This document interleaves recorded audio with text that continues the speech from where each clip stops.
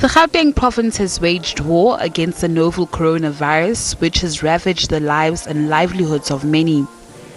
To date, over 400,000 Gauteng residents have been infected with the virus and at least 9,500 lives have been lost. But the province has since entered a promising frontier against the virus through the vaccination program. We have received 16,800 doses for the vaccination of healthcare workers in the next 2 weeks as part of this phase of the research program. As more vaccine doses arrive, we want to reach 215,000 healthcare workers as part of phase 1. That phase 2, we are going to be focusing on the vaccination of 7.3 million people. We will then get to phase 3 of the vaccination program, which will focus on the rest of the population. But Makhura has conceded that PPE-related corruption has undermined the work of the provincial government. MEC for Health Dr. Fikile Mbalula was axed for failing to execute his functions in compliance with the Constitution and the Public Finance Management Act, a charge he's still fighting against. Now recently, there have been calls for Makhura to step down.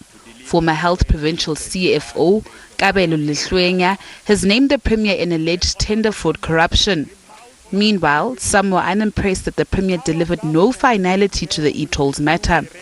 In his 2019 SOPA, he announced that e-tolls had no future in the province. The e-tolls have no future in Gauteng. It wasn't for elections. They have no future in Gauteng. It was not for elections. It is something we believe in.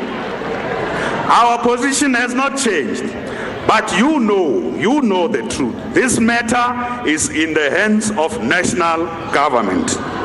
The Ministry of Transport has indicated that an announcement on e-tolls will be made next month. But the opposition says the Premier's words are far from the truth. Well, not a single word on the issue of e-tolls, as was expected, because for the last 3 years, they actually been at the forefront of saying the e-tolls, and I quote what he said, have no place in Gauteng. Now, we have seen the previous 2 weeks, the publication or the gazetting of the new tariffs, which then tells us that the e-tolls are here to stay. That makes Makhura a bit of a liar. Taken thus far, and as you listen, the Premier has committed that they will continue to fight corruption itself. On the issues of allegations against the Premier, all that we're saying is that until allegations are proven, there'll be little for us to say. Thirdly, the issue that he has touched, that I think now we are happy that even government acknowledges what the IFP has been saying, that there is what we call urban poverty, and there are more than 3 million people who are living under the poverty line, and we need to do something about it. The trust factor of our people has been eroded immensely. Eroded firstly because of the corruption that happens parallel with COVID-19, and the people of Gauteng cannot be happy with that. The province also plans to reignite one of the continent's largest economies, recalibrate a social policy, and improve governance. Natasha Phiri, SABC News, Johannesburg.